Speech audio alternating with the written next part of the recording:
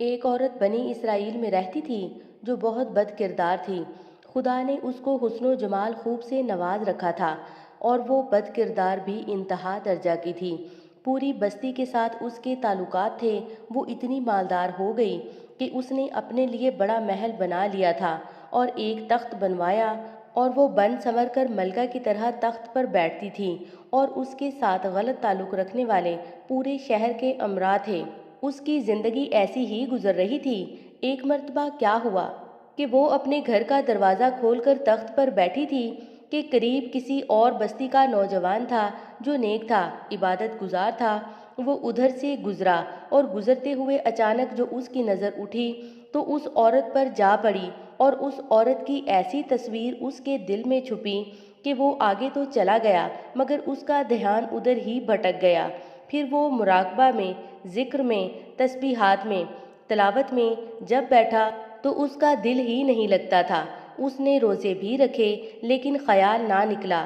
اس نے اپنے آپ کو تکلیف بھی پہنچائی، کئی کئی دن اپنے آپ کو بھوکا پیاسا بھی رکھا مگر اس کے دل سے خیال نہ نکلا، حتیٰ کہ ایک دن اس نے سوچا کہ جب اس خیال سے میری جان چھوٹتی ہی نہیں تو میں جاتا ہوں۔ چنانچہ اس کے پاس جو تھوڑا بہت سامان تھا وہ اس نے بیچا، اور اس نے اتنے پیسے تیار کیے جتنے سے وہ بدکار عورت اپنے پاس آنے کی اجازت دیتی تھی۔ وہ اس عورت کے پاس آیا اور اس کو پیسے دے کر اس کے پاس چارپائی پر بیٹھ گیا، بات چیت کرنے لگا۔ اچانک بات چیت کے دوران اس کے دل میں یہ خیال آیا کہ میں نے نیکوکاری کے اتنے سال گزارے ہیں، آج میرے اللہ مجھے اس غیر محرم کے ساتھ بیٹھے ہوئے بھی دیکھ رہے ہوں گے۔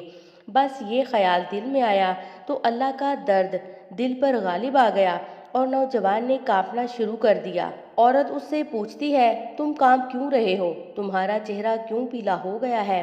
اس نے کہا کہ بس میری طبیعت ٹھیک نہیں۔ اس نے کہا کہ پھر تم جس مقصد کے لیے آئے ہو وہ مقصد پورا کرو اور جاؤ۔ اس نے کہا نہیں۔ وہ بڑی حیران ہوئی کہ آج تک میں نے اپنی زندگی میں کوئی ایسا مرد نہیں دیکھا جو میرے قریب اس طرح چارپائی پر آ کر بیٹھے اور پھر برائی کیے بغیر چلا جائے۔ یہ نوجوان کیسا ہے؟ مگر نوجوان نے کہا، اچھا میں جاتا ہوں۔ اس نے کہا کہ تم کون ہو؟ کیا ہو؟ اس نے بتایا کہ میں اس نام کا بندہ ہوں اور فلانی بستی کا ہوں۔ میرے دل میں یہ خیال آ رہا ہے کہ میں نے اتنی عمر مسلح پر بیٹھ کر گزار دی، آج میرا اللہ مجھے تیرے ساتھ بیٹھے ہوئے بھی تو دیکھ رہا ہے۔ بس اس کے بعد اس نوجوان کی آنکھوں میں سے آنسو آ گئے اور وہ چل پڑا۔ اب وہ چلا تو اس عورت کو جو تھوڑی دیر کی صحبت ہو گئی اس کی برکت اس کو مل گئی۔ چنانچہ عورت کے دل میں خیال آیا کہ یہ کنوارا نوجوان اتنا اللہ سے ڈرتا ہے جبکہ اس نے گناہ بھی نہیں کیا، اور میں تو سارا دن اور ساری رات گناہوں کا مرتکب ہونے والی ہوں۔ میں تو خدا سے ڈرتی ہی نہیں۔ اس کے دل میں شرمندگی پیدا ہوئی، ندامت ہونے آنے لگی کہ کروں تو کیا کروں۔ دل میں خیال آیا کہ اچھا چلتی ہوں اور حضرت موسیٰ علیہ السلام سے پوچھتی ہوں کہ کیا میرے لیے بھی توبہ کی کوئی صورت بنتی ہے۔ وہ اپنے گھر سے نکل کھڑی ہوئی۔ اب اس کو بستی کا ایک ایک بندہ پہچانتا تھا۔ وہ ایسی نامی گرامی چیز تھی۔ وہ چلی اور جا کر حضرت موسیٰ علیہ السلام کو جو دیکھا تو وہ اس وقت بنی اسرائیل کے لوگوں کو نصیحت فرما رہے تھے۔ اس نے کسی آدمی کے ذریعے پیغام بھیجا کہ حضرت موسیٰ علیہ السلام سے جا کر کہو کہ میں آپ سے ملنا چاہتی ہوں۔ اب جس کو پیغام دیا وہ بے وقوف تھا۔ کچھ پیغام پہنچانے والے بھی تو بے وقوف ہوتے ہیں، جس کو ڈھنگ ہی نہیں آتا پیغام پہنچانے کا۔ اس خدا کے بندے نے سیدھا جا کر سب کے سامنے کہہ دیا کہ حضرت آپ سے فلاں عورت ملنے آئی ہے۔ حضرت موسیٰ علیہ السلام نے نام سنا تو آپ کو بہت جلال آیا کہ لوگ کیا سوچتے ہوں گے کہ ایسی عورت ان سے ملنے کے لیے آئی، ان کا کیا تعلق اس سے۔ حضرت موسیٰ علیہ السلام نے غصہ میں کہہ دیا کہ اس سے کہو چلی جائے، میں اس سے نہیں ملنا چاہتا۔ اس بے وقوف نے آ کر کہا کہ میں نے بات کہی تو حضرت موسیٰ علیہ السلام بڑے ناراض ہوئے، وہ تو بڑے خفا ہوئے تم سے۔ وہ ڈر گئی۔ اس نے کہا کہ میری بدکاریاں ایسی ہیں کہ اللہ مجھ سے پہلے ناراض تھا اور اب اللہ کا نبی بھی مجھ سے بات نہیں کرنا چاہتا۔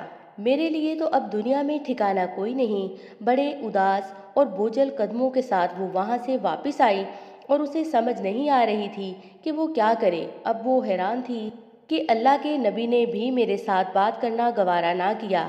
میں اتنی گری ہوئی چیز ہوں کہ وہ بات کرنا بھی نہیں چاہتے۔ چنانچہ وہ گھر آئی اور اس نے گھر کی کنڈی لگائی۔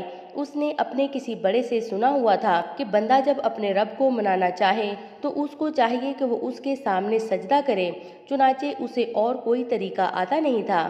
گھر کی کنڈی لگا کر ایک جگہ اس نے اللہ کے سامنے سجدہ کیا، دل سے یہ کہہ رہی ہوگی، میں تیرے سامنے جھک رہی ہوں خدا، میرا کوئی نہیں اللہ تیرے سوا۔ اسے پوری دنیا میں اور کوئی نجات کا راستہ نظر نہیں آتا تھا۔ پھر اللہ کی شان دیکھیے، اس نے رات گزاری۔ اگلے دن اس کے دل میں خیال آیا کہ میں عورت ذات ہوں، اکیلی مکان میں رہتی ہوں، ایک میری خادمہ ہے، تو میں اگر نیت کر بھی لوں تو جتنے لوگوں نے میرے ساتھ بدکاریاں کی ہیں وہ تو مجھے اس میں نہیں رہنے دیں گے، تو بہتر یہ ہے کہ میں اس جگہ کو چھوڑ کر چلی جاؤں۔ تبھی اس نے فیصلہ کر لیا کہ میں یہاں سے چلی جاتی ہوں۔ اس نے اپنے آپ کو ایک سادہ سے کپڑے میں لپیٹا تاکہ کوئی کپڑوں کو اور حسن و جمال کو نہ دیکھے کہ یہ کون جا رہی ہے۔ پھر اس نے سوچا، عورت ذات ہوں، کہاں جاؤں؟ دل میں خیال آیا کہ وہ جو نیک جوان تھا، جس کے دل میں اللہ کا اتنا خوف تھا کہ وہ اللہ کے ڈر سے کانپ رہا تھا، کیوں نہ میں اس نیک بندے کے پاس چلی جاؤں اور اس کی خادمہ بن کر رہ جاؤں، ممکن ہے کہ وہ مجھے نکاح میں ہی قبول کر لے۔ یہ اس بستی کی طرف چل پڑی۔ چنانچہ ڈھونڈتے ہوئے یہ اس بستی میں اس کے گھر پہنچی اور گھر والوں سے کہا کہ میں فلاں بندے سے ملنے کے لیے آئی ہوں۔ تو انہوں نے کہا کہ اس کا ذکر و عبادت کا معمول ہے اور وہ کمرے سے اتنے بجے نکلتا ہے، تم انتظار کر لو۔ چنانچہ اس نے کہا، بہت اچھا۔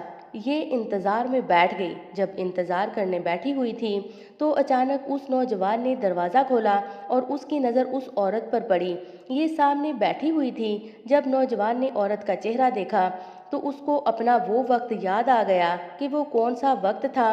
میں اپنے مصلے کو چھوڑ کر بالآخر اس کی چارپائی پر جا بیٹھا تھا تو اس نوجوان کے دل پر خوف طاری ہو گیا کہ کہیں یہ میرا ایمان خراب کرنے تو یہاں نہیں آ گئی۔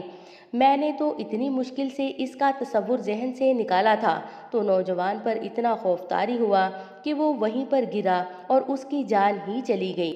اب اس کی وفات پر گھر والے بھی رنجیدہ اور اس عورت کو بڑا ہی غم تھا۔ خیر 3 دن کے بعد اس عورت نے اس کے گھر والوں کو بتایا کہ میں تو اس نیت سے آئی تھی۔ تو انہوں نے کہا کہ اب وہ تو اس دنیا سے چلا گیا، اس کا ایک بھائی ہے، اگر تم مناسب سمجھو تو ہم اس سے پوچھ لیتے ہیں، اگر وہ تمہارے ساتھ نکاح کر لے تو تم اس کے ساتھ نکاح کر لو۔